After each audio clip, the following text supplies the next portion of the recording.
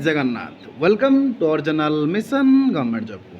तो Odisha subordinate staff selection commission रु 240 टा वैकेंसी आसी सारी। ये देखिपे सर्ट नोटिस यहाँ अच्छी सर्ट एडवर्टाइजमेंट ओके। तो स्टार्टिंग डेट अच्छी 31 अगस्त 2026 रु नहीं कि 23 सेप्टेम्बर 2026 पर्यंत।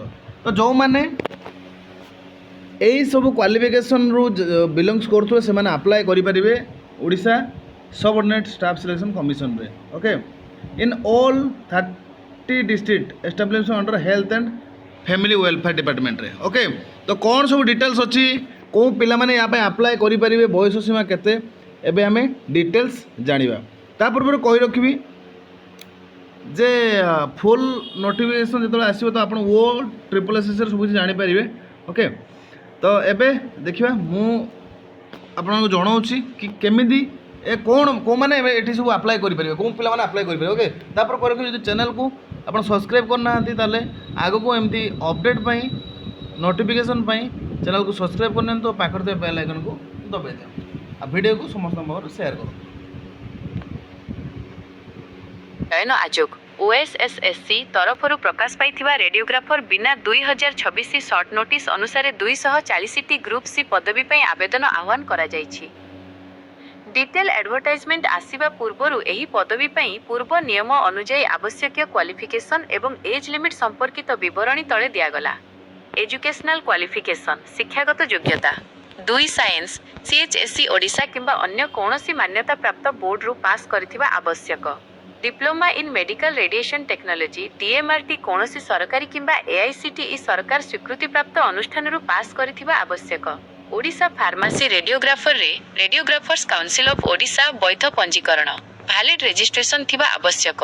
ओडिया भाषा पढ़िबा लेखिबा एवं कहिबा जानिथिबा आवश्यक। एज लिमिट बयस सीमा न्यूनतम बयस 21 वर्ष सर्वाधिक बयस 38 वर्ष पूर्वरु 32 वर्ष थिला किंतु सरकारक नुआ नियम अनुसार साधारण वर्ग पई 38 वर्ष पर्यंत बयस सीमा रही।